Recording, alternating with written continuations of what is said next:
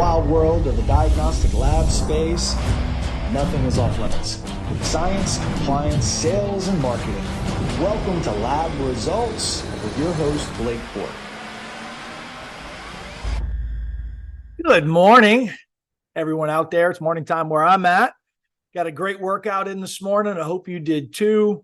Had a good worship hour. One of my good friends, Darren Vale, came by. We worked out in my driveway. We did a circuit called the Bulletproof Circuit. One of my coaches, Coach Max, has got me on right now because as I'm getting older, it's more and more important that I maintain flexibility, that I am looking at joint mobility, and I'm still building strength because I still want to look good and have power throughout the day. The reason why I open saying that is because as salespeople, as sales reps, as laboratory executives, oftentimes we put ourselves last. We do everything for everyone else, and we do it on an empty tank. And that's where we actually get burnt out. Burnt out literally means I'm out of gas. I have nothing left to give. From a physiological standpoint, our cortisol levels are super high, which is, the stress hormone. Our sleep starts to deteriorate. We're worried. We're scared. We start making fear-based decisions. We get desperate. And as a salesperson, if I'm desperate, other people can see it. I think I'm hiding it, right? But ultimately, everybody else sees it. They feel it. The sound of your voice changes. The Holy Spirit's not in you. You're desperate. You're willing to manipulate and to motivate and to pump people up and to overpromise to be able to get your results. And it's because you didn't work out that morning, because you weren't honest with yourself, because you didn't have discipline, right? So when you start teaching yourself discipline, and even if you fell off the track, a lot of people who listen to me are former athletes.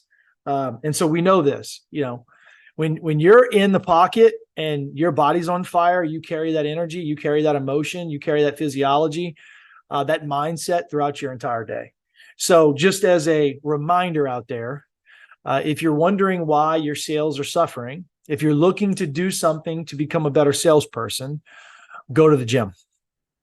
Put your running shoes on, go jog, do some yoga, right? Stretch, get some foam rollers, have a morning routine, have a night routine, good habits, and then pray and meditate. Create space inside of your mind so that way you can solve problems, slow the world down, right? Just as a wellness message from Coach Blake this morning. But it matters because we're going to be talking about still our actual message that we're trying to communicate to our doctors as we kind of continue through this series of collision-based sales. We're still going to hover around communicating the message. And today we just want to anchor in the point of why it's important that you as a salesperson understand your test inside and out from a clinical standpoint, and that you understand the patients that you're serving. Normally, whenever I'm training on this, I have my students do a avatar. If you're not familiar with that term in marketing, basically it's the psychographic, the demographic information that makes that person the person. Like it's all of the traits of your buyer, right? So in lab, we have a buyer, but then we have an end customer, right? And so the buyer tends to be the physician's office. The end customer tends to be the patient, right? But they share traits along the way. So we do an avatar on both of them. In fact, when we get deep into it, we also do an avatar on the practice manager. We do an avatar on the MA and the tech. We do an avatar on the front desk person. We want to write down the behaviors, the traits, like how old are they? What do they do? What do they like? How many children? What car do they drive? Literally, you want to paint a picture of who this person is so that way you understand what their wants and their desires are. And then we ask ourselves very powerful questions inside of that, right? When you do that, you now have insight and some understanding on how you can approach. It's like you've been there without being there, right? The world starts to slow down. The whole thing about this is making sure that we're not taking anxious energy. We're not putting our insecurities in between us and the provider, right?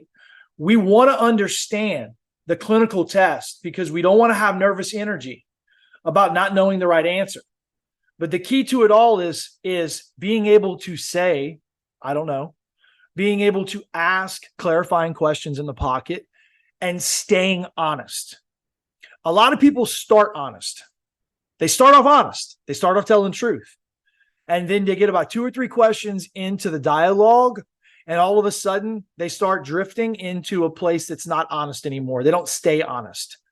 And when we're talking about knowledge and communicating patient care to a provider, it is a fact-based. This is what we know. This is what we don't know, right? And you got to keep the relationship between the lanes. You cannot veer off into pitchy fairy tales. You need to understand these providers are getting hit by 8 to 10 reps like you every single day. And in their real life, Facebook is throwing ads at them. LinkedIn is throwing ads at them. Instagram's throwing ads at them. ESPN's, you can't watch a 25-second clip on ESPN without a 30-second commercial, even if you pay for the app. If they watch television, they're getting commercials thrown at them. Billboards, email sequencing, chat bots. There's all this influx of information, right? And so you're in all of that. There is a wall up right now, and you've got to break the wall. You've got to be able to stand out from everyone else, right? There's a kind of a lesson in the way that zebras on the Serengeti and in Africa, how they actually protect themselves. And what they do is they have stripes, horizontal stripes. They're white and black for a reason, because when they stay together as a herd, the lions and the people, the animals that hunt them, the predators, cannot tell them apart.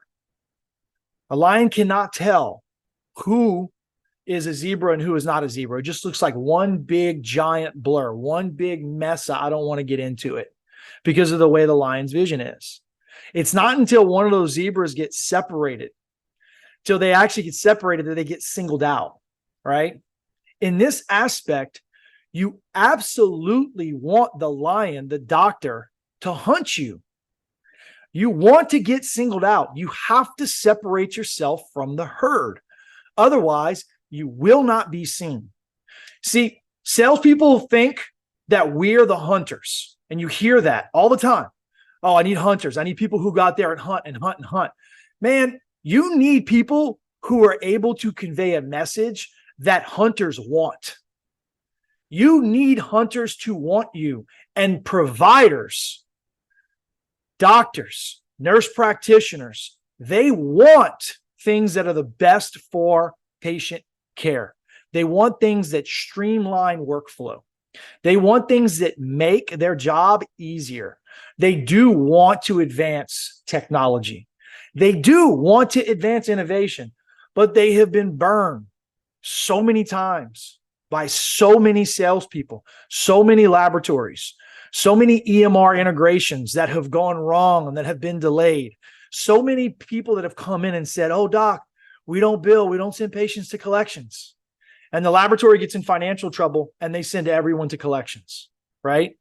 Like, you need to understand, they have not heard anything new in a very long time.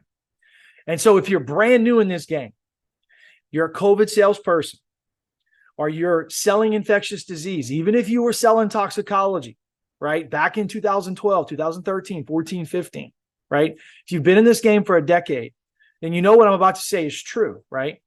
You got to be great at the basics, and the basics are asking clinical questions, and you got to keep the relationship focused on patient care, right? You need to be direct. You absolutely want to make sure that you're answering their questions, and you got to be consistent. But inside of this process, you also have to stay honest. So connecting clinically with those providers, that's going to be your best opportunity to capture permission to be able to continue the dialogue, right? So once you understand the avatar, once you understand who you're talking to, what they do, what they want, what they like, you identify your target market. The other thing is, stop going after people who will never do business with you. If you're selling an inferior product, I promise you, there are people out there who want your product because they don't have anything else. And your product may be exactly what they're looking for. Your laboratory may be exactly what they want. They don't want to deal with a big laboratory that has 100 sales reps. They want to do paper, and your laboratory is great at paper. Maybe they want to do an HL7 interface, and you guys got Shadowbox, and they've had a good experience before. Unless you can connect clinically with the doctor and open up the dialogue on what they like about their current laboratory and what their current laboratory could do better, and you can hold that type of respect and that type of space, you're not going to have a meaningful conversation about advancing to a place where they say yes and they stay yes, where they give you a try and it's not a lie. Because we've all been told, yeah, we're going to get started. They sign the paperwork, you kid them out, you even do a training, and then nothing happens. And the reason why nothing happens is because the doctor never understood clinically why the hell they were doing business with you in the first place. And if they understood it, they didn't convey it to the rest of the company, the rest of the staff, everybody who's actually going to be doing the testing. And so that's why that avatar on the nurses and the MAs and people who are actually doing the testing is also important. And you also have to connect clinically with them. And you also have got to capture their permission to be able to move forward. So as we go through collision-based sales, understanding the message is super important. So that way you can set up the reason why they're saying yes to continue the relationship. This is the point where you get them to go from interested to committed. It's a power dynamic flip when you get into capturing their permission. Next episode, we're going to dive into, next 2 episodes, we're going to talk about capturing permission because it's very important, both offline and online. All right. So as you're thinking about this content, think about ways right now inside of your life, regardless if it's talking to your wife, talking to your children, their school, right? Praying to God, where you can be direct, you can tell the truth, you can ask for help, right? Where you're talking to your coworkers or to your boss, where you can literally have an open conversation with them, communicate a crystal clear message, ask direct questions, hold the frame, suspend your ego, right? And learn inside of the process. So that way you can move all of those relationships in a powerful direction. You guys have a great day. See you tomorrow. You've been listening to Lab Results with Blake. This is Blake Bork. Please like, share, and subscribe to this podcast. Remember, greatness is contagious.